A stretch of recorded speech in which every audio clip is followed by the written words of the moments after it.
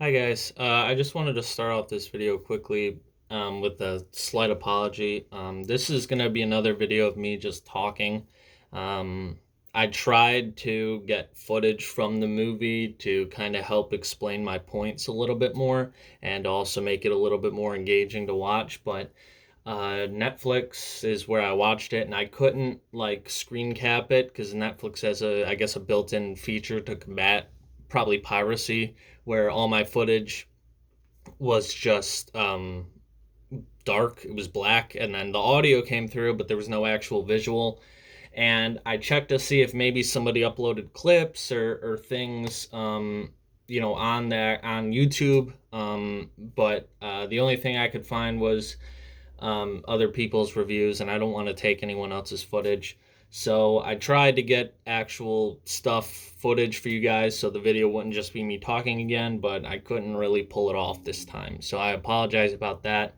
But without further ado, here's my review of the NiNoKuni movie. Hopefully you all enjoy it, regardless.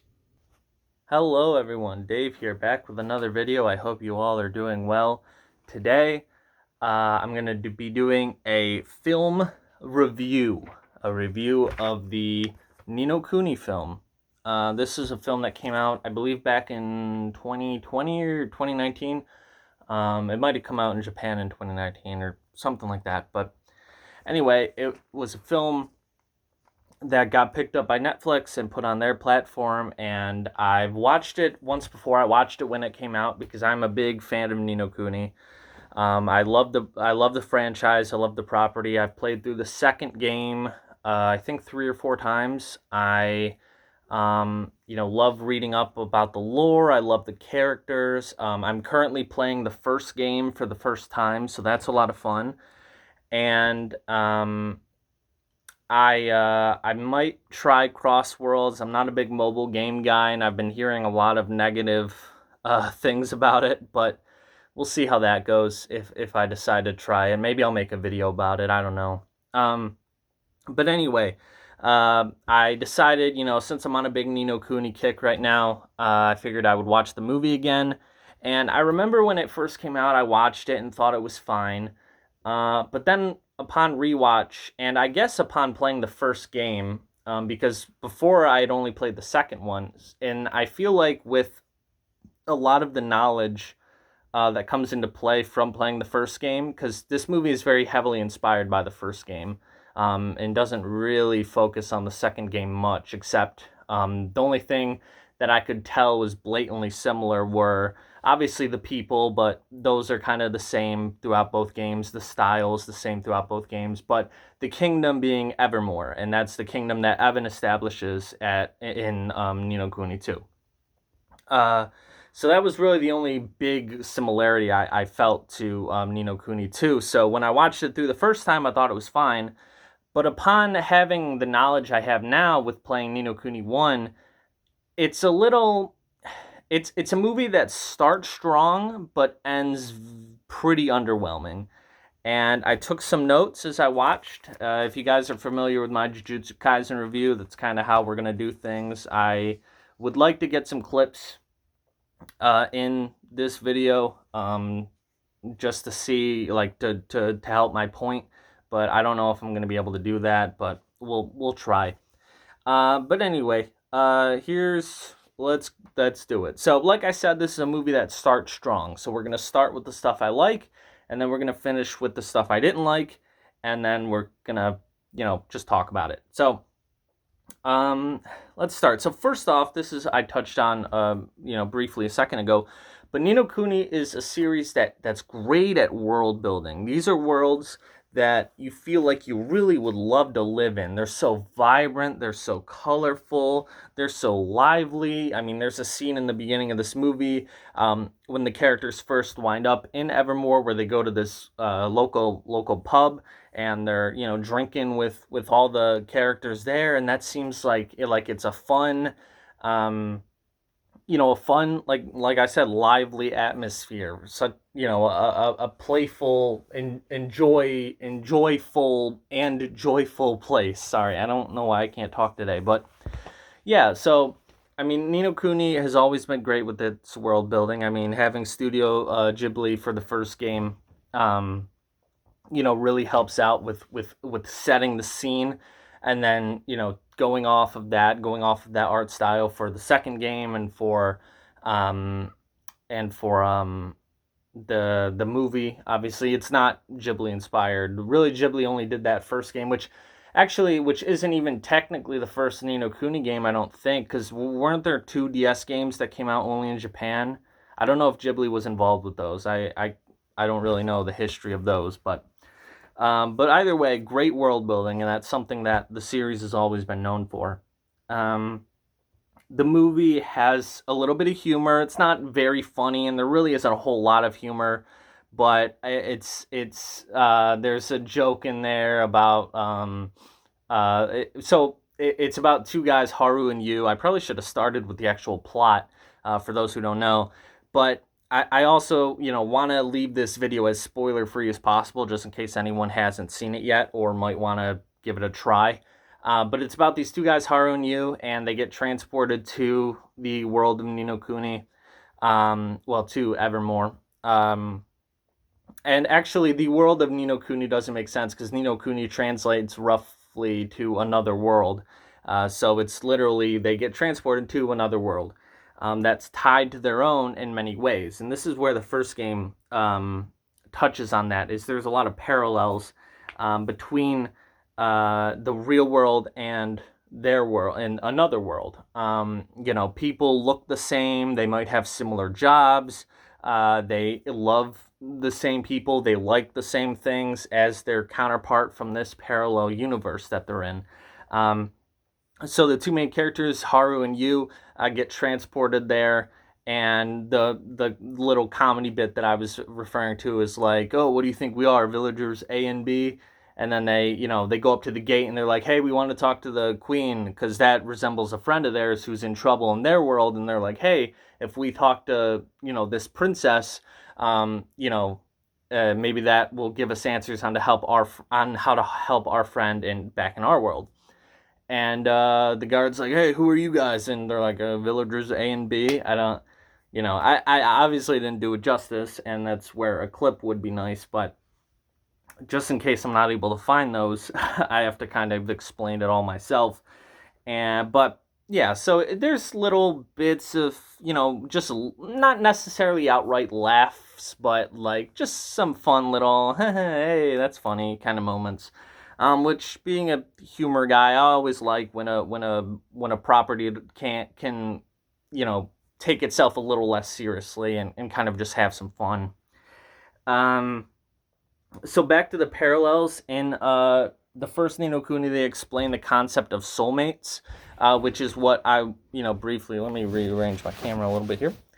Which is what I briefly mentioned when you have two people from different walks of life that are in the same parallel space with one another. So in world A you have one guy, world B you have another guy. They're the same person though, essentially. They're just that universe's version of each other. And this series taps into it. This movie rather taps into it very heavily. That's kind of the basis of its entire plot, of like I mentioned. So, their friend is in trouble in their world. So when they realize, they kind of put the pieces together, which I guess we can start tapping into my negatives because there are a fair bit of negatives in here. It feels like the story moves a tad fast, which I get. You gotta kind of cram a lot of information into a shorter movie. But I feel like the writing is kind of like, it isn't really balanced well because they spend a lot of time discussing some things, but not enough discussing others. So when characters have this realization of like, oh, this is what's happening, it doesn't feel natural. It just kind of feels like this is just something that they had to write in to force the plot along, because we can't spend another 20 minutes explaining how this might have happened. But they see a poster of the queen and they're like, oh my gosh, she looks just like our friend. Maybe if our friend is in trouble, maybe, oh, she's in trouble. And then, obviously she is. So then they save her, and then that affects back home, Um, and again, I want to avoid spoilers, but I will say a light spoiler warning because there are some things that I have to mention in order to kind of explain my thoughts. Um, so the princess in the other world is sick, and they call upon these doctors to help her, and then the doctors get killed by the spell. So when they, you and Haru save her and go back to their world, they notice that, hey, there was this accident, and then these three guys died who look just like the doctors in the other world. So it's like, wait a minute, people dying in one world affects them dying in the next. So a little bit down the line, they figure out that their friend Kotana is still sick. And it's another kind of negative of how not only is the character progression in the story a little quick, but it's a little odd as to how they deal with things, if that makes any sense. It's not consistent, rather. So they saw that a person dying in one world affects them dying in the other world. But when they're faced with the fact of, hey, Kotana's not feeling well, that probably means that Astrid, the princess in the other world, is not feeling well as well.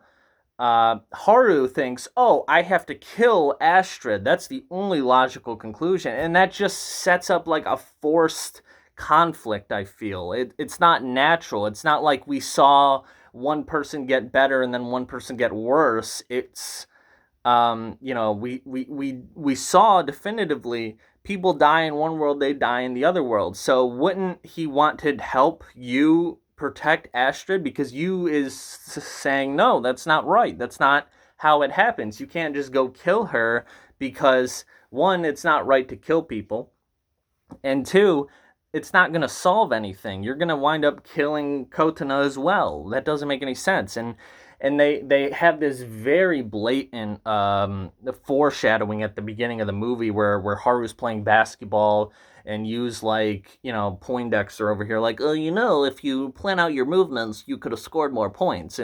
But he basically says you jump into things too irrationally. You get this thought in your head and you're like, oh yeah, that's what I got to do right away. Let's go do it. And it's gonna bite you in the ass. And for a pretty blatant foreshadowing to this current situation where he's like, oh, Kotana's in trouble, well then I just have to go murder the princess. That's obviously the only thing I can do. That's the only thing I have to do. And it just, I get that, Kotana's his girlfriend and he cares a lot about her, and obviously Yu does as well, but it doesn't really make much sense to jump to that, especially in the context of, like, we've already seen what happens between the two worlds. You wanting to kill someone in one world isn't going to solve the issue. So yeah. So I also, with the story being a little quick, and the character like progression being a little quick, it just led to a lot of comedic moments of when they first get to the world. It's like, oh my god, because they were trying to take Kotana to the hospital, and then they like almost got hit by a bus, and then that's what transported them to the other world. It's like, oh my god, where's Kotana? Oh wait, where are our cell phones? Oh no, we're in this cool world. Oh no, hey, you can walk? Oh well, I guess we'll just like hang out and walk around and see what's up. Like, it's just this very quick rapid fire change of emotions that just leads to like kind of rushed storytelling, and it just is like, wait a minute, back up, back up, back up. Like, you almost died. Like, your friend, you don't know where she is, she could be dead. Also, they kind of brush over the fact of like, oh, he can just walk now because you was in a wheelchair in their world, and then he comes to this world and he can just walk. So it's like, okay, like they spend all of 2 seconds being like, wow, that's crazy, and then they move on. So again, just some odd moments like that. Some choppy animation. There's a scene of you when he gets home from school. He's helping himself into bed, and it's just very like kind of jittery and like not fluid like you would expect from a movie like this, especially one that's based in this universe. Now, this movie wasn't done by Studio Ghibli, or Ghibli, however you want to pronounce it, which it really should have. I mean, they basically made a movie, with the animation and the cutscenes and everything, and their style kind of inspired, not inspired, but it was like the basis of what made Wrath of the White Witch what it was. And they made cutscenes for that, and they made the actual Studio Ghibli animations for that game. And it would have been cool to see an entire movie in that universe and in that art style. So it was kind of I bet, I understand Ghibli's got all these projects and they're, a pretty busy studio, but it would have been a really nice thing if they took the helm on this project, because one, I feel like the story would have been more concise, and two, I think the animation and just a lot of the aesthetics of it would have been better. Not that they're bad. Again, like I said, this is a series that's always had good, aesthetically pleasing artwork and settings and everything. But I feel like a lot of the other things around that could have been a lot better if Ghibli was at the helm. Let me see.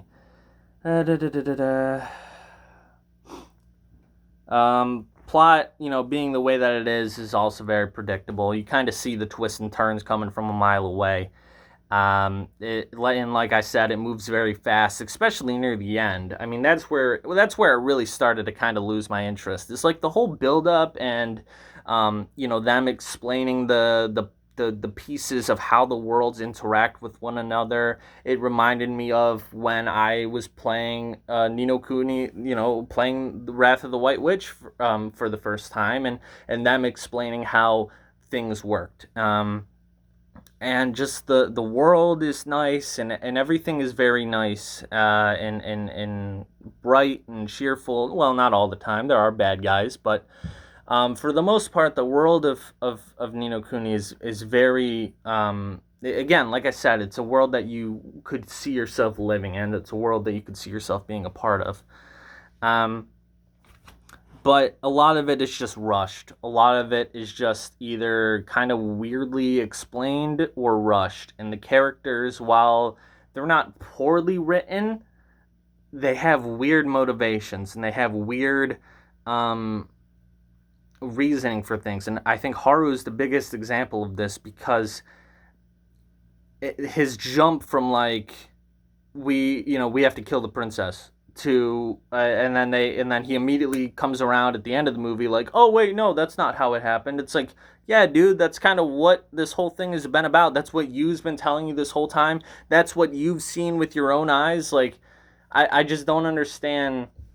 And then obviously the blatant foreshadowing at the beginning with like, hey, you think irrationally, man. Like, it just leads to very kind of spoon-fed storytelling, I feel. So yeah, and I feel like it's a movie that was made for NiNoKuni fans, because anyone who doesn't like the series, I don't think is going to like this movie. And I feel like fans who do like the series probably won't like the movie either, because it kind of treats a lot of its properties a little silly, a lot of its themes a little silly. They have an old man who they never reference by name, but it's pretty obvious that it's Oliver, like an old man Oliver, which I thought was fun and I thought was a nice little touch. But it's just one of those things that if you don't know the series, you're like, who is this guy? And then if you do know the series, you're like, oh, that's Oliver, that's cool, but what's he up to? I would like to hear more from him. I would like to, learn more about what he's got going on. And also, why is he just in Tokyo randomly? I guess, like, he's in the hospital, but why? So those are all things that I would like to have learned more about. But I get that it wasn't Oliver's story. It was a story about Yu and Haru and their friendship and their conflicting ideals. And it wasn't a bad setup. And again, it started out strong, but it ended a little weak and a little rushed. Very rushed, actually, because... And again, this is another spoiler, but it turns out Yu is Haru's soulmate from the other world. which makes no sense. Because this whole time, throughout the entire movie, they had been explaining that soulmates look pretty damn similar. I mean, the only thing that's the same about them is they both love the same person. Like Haru loves Kotana, and Yu loves Astrid, who is Kotana's soulmate. But they don't look but Haru and Yu don't look the same. They don't really act the same. Um, and also just you just had this entire life in the real world, and then at the end they just kind of forget about him. Like that's kind of odd to me. Like it just doesn't really sit right with me. It's like this kid is just gone now to everybody. Like it's like the yeah, it's like at the end of Spider-Man when they just all forget about Peter Parker. Spoilers, but if you haven't seen that movie by now, what's wrong with you? But it's like that sort of thing where they all just forget about this kid, and it's like, why?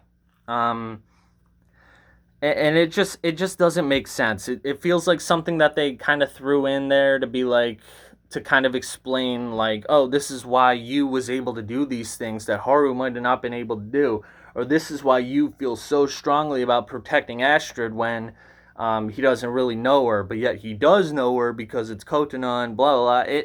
It's like a little too simple to where it doesn't make any sense. If that makes any sense. The plot is just like I said, a little too spoon fed to where it's like at the end, they're like, hey, get it, this is how it was all along. Do you guys get it? It's like, yeah, I get it, but it doesn't make any sense.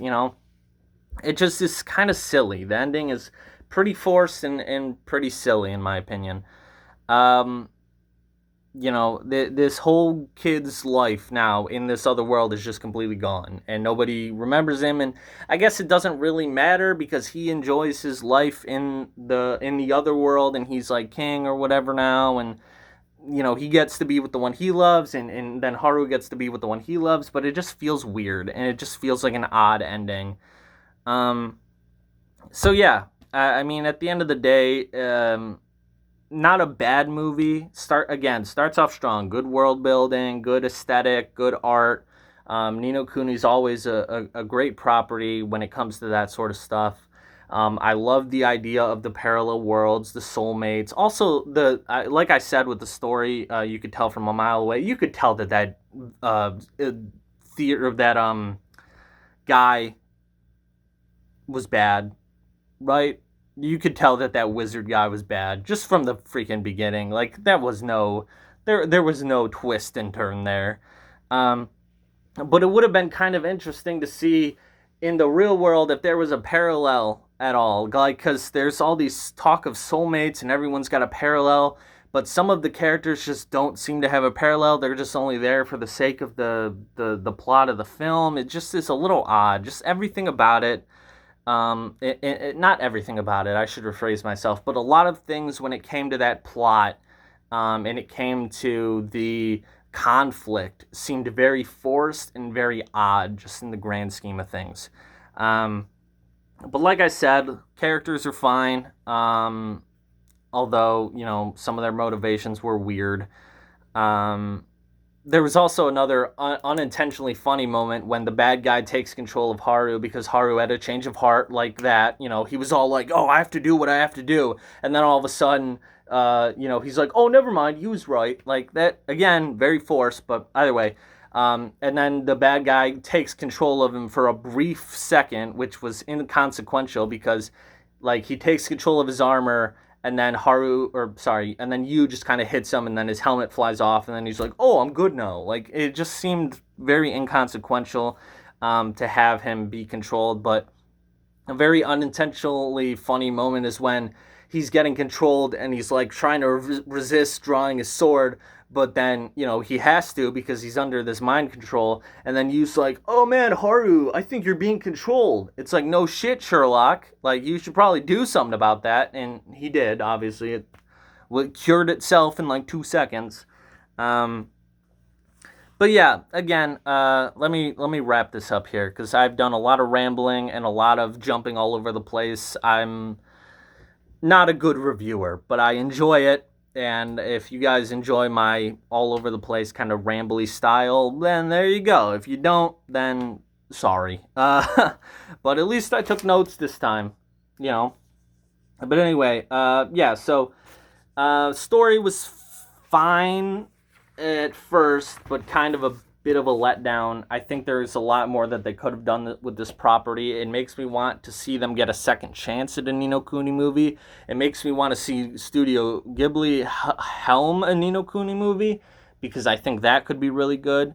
But all in all, not terrible. It is what it is. It was fine. It definitely, for a fan of the franchise, and a fan of the property, it you know, it hit in certain places where, as a fan, you can look at it and be like, yes, I liked that because I know that, and I liked seeing Old Man Oliver, and I liked seeing the statues of characters that we've seen from previous games. I liked that it took place in Evermore, which is a good nod to NiNoKuni 2. But also, as a fan, when you look at some of the themes that they set up, and the fact that they don't really hold true to their own themes and ideology that is put in the first game and the second game, and even the movie, even taking the games out of the equation, the movie doesn't stick to its own script. That sort of stuff just feels a little weird and feels a little odd. But at the end of the day, not a bad film. It was fine. And that's pretty much it. Hope you guys enjoyed this video. Again, apologies that it was all over the place. I ramble. That is who I am. Nothing I can do about it, at least at this point. Hopefully I can get clips, but if I can't, apologies that this is just me talking again. I'm trying to up the quality of my videos. Hopefully I'll be able to get there at some point. But for now, hope you guys enjoyed what I am able to put out, and I will see y'all in the next one. Peace.